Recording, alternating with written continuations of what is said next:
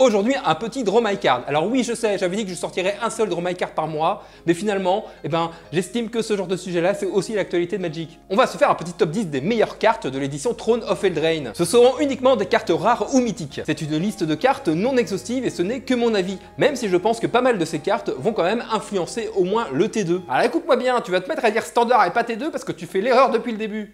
Oui, bon, le standard, ok, d'accord. Il y a bien plus de 10 bonnes cartes rares et mythiques dans l'édition, je le conçois. Mais il a fallu faire une sélection parce que je voulais en mettre que 10 en fait. D'ailleurs, ça n'a pas été chose facile de sélectionner. J'ai essayé de prendre des cartes un peu dans toutes les couleurs, même si je trouve qu'il y a des couleurs qui sont quand même bien supérieures à d'autres. Il y a certaines bonnes cartes que j'affectionne tout particulièrement que je ne vais pas citer dans cette vidéo puisque j'en ai déjà parlé dans le Draw My Card précédent. Pour commencer, Turlupin, Maître Faucheur. Je ne pense pas que cette carte va impacter énormément le standard actuel, mais je pense que c'est une carte polyvalente qui peut aussi rentrer dans d'autres formats facilement. 3-3 vol célérité pour 4 dont 2 noirs et 2 incolores. À chaque fois que l'on des blessures de combat avec le Turlupin, on va pouvoir soit faire défausser, soit faire sacrifier, soit faire piocher. Et je trouve ça intéressant parce qu'en fonction de la situation de la game, ça peut changer plein de choses. Alors après, je suis d'accord avec vous, ça se prend tous les anti-bêtes du monde et tous les blasts du monde. Le géant Krak-Os, qui a la capacité aventure en éphémère, qui va infliger 2 blessures à n'importe quelle cible. Non seulement il a un bon body de 4-3 pour 3, dont un rouge, et en plus il va se protéger un peu tout seul, parce qu'il va infliger 2 blessures au contrôleur du sort qui va vouloir le cibler. La cavalière meurtrière, qui elle aussi a un body, ma foi, loin d'être dégueulasse. C'est une de 3 lien de vie pour 3, qui en plus quand elle meurt, on la remet en dessous de sa bibliothèque, sachant qu'on sait qu'on a pas mal de cartes qui permettent de remélanger sa bibliothèque, et on a d'autres chances de la piocher.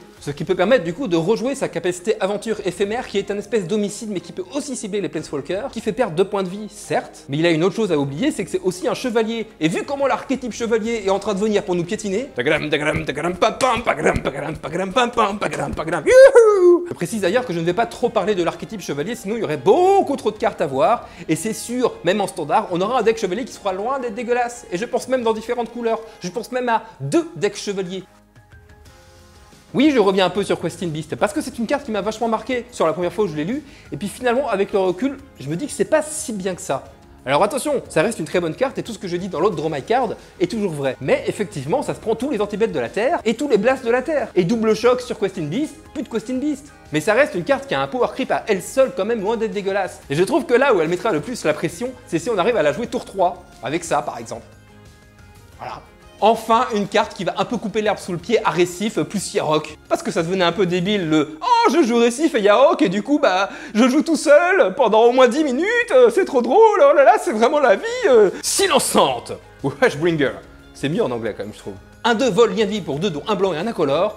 Déjà, elle a un body, encore une fois, qui est pas dégueulasse. J'aime bien les cartes avec des bons bodies quand même. Hein. Les bons bodies, les bons bodies, les bons bodies. Elle dit que les créatures qui arrivent sur le champ de bataille, mais aussi qui meurent, donc par exemple pour les chevaliers, c'est important de le préciser et de l'avoir en tête, et bien toutes ces cartes-là ne vont pas provoquer leur capacité déclenchée. Donc soit d'arriver en jeu, soit de quand elle quitte le jeu ou qu'elle meurt. Après, je suis d'accord, encore une fois, c'est une carte qui se prend tous les chocs de la Terre et tous les blasts de la Terre, mais du coup ça peut ralentir un petit peu le format aussi. Le préservateur au nez des friches, 2-2 pour 2, dont un incolore et un vert, portée flash. À chaque fois qu'une créature non humaine arrive sur le champ de bataille sous votre contrôle, vous pouvez payer X et vous mettez X marqueur +1/+1 dessus. Autant dire que le marin spectral, on n'a pas fini d'en entendre parler. Bon, c'est ton tour, j'ai le préservateur sur la table, je joue marin spectral pour 1 et je vais payer 5. Comme ça, je mets 5 marqueurs +1/+1 sur ma bête qui est à la portée. Je peux bloquer ta grosse crasis. Je trouve ça rigolo quand même. Paragon lance noir, Kitty 3-1 pour 2 dont un incolore et un noir avec le flash. Quand il arrive sur le champ de bataille, il dit que... Quand il arrive sur le champ de bataille, il dit que l'un des chevaliers que vous contrôlez va acquérir le lien de vie et le contact portel jusqu'à la fin du tour. Alors oui, certes, si vous jouez un archétype chevalier dans une phase d'attaque, ça peut permettre de booster un chevalier peut-être un peu faible, voire même que lui-même soit boosté par d'autres bêtes. Enfin bref, c'est intéressant dans l'archétype chevalier. Mais là où je le trouve encore plus intéressant, c'est que pour moi, c'est un anti-bête. Un vrai anti-bête au même titre que Doomblade par exemple à l'époque. Si on lit bien le texte de la carte, on peut se rendre compte qu'il n'y a pas marqué sur un autre chevalier, mais sur un chevalier ciblé. Ce qui fait qu'on peut le cibler lui-même, le paragon. Tu déclares ta phase d'attaque. Ok, alors écoute-moi bien. Moi j'ai un Trix paragon, mon gars. Je le pose, il va acquérir le contact mortel tout seul. Non seulement tu vas perdre ta bête, et en plus je vais gagner 3 points de vie. Have you got another question? C'est le Paratrix. Paragon Trix. C'est le Paragon Trix. L'empereur intrépide, qui est une 3-1 pour 3 dont 2 bleus et un incolore. Vol, flash, important le flash aussi, parce que Simic Flash, toujours, faut l'avoir en tête. Ok, c'est pour 2 bleus, mais quand même, Simic Flash c'est que bicolore. Quand même pas mal de cartes qui rentrent dans Simic Flash dans le standard dans cette édition, j'ai quand même l'impression. Mais bon bref, on a dit qu'on parlait pas d'archétype, donc on va arrêter. Arrête. Mais Guigou, arrête de parler des trucs comme ça. C'est bon, arrête. Sors de là.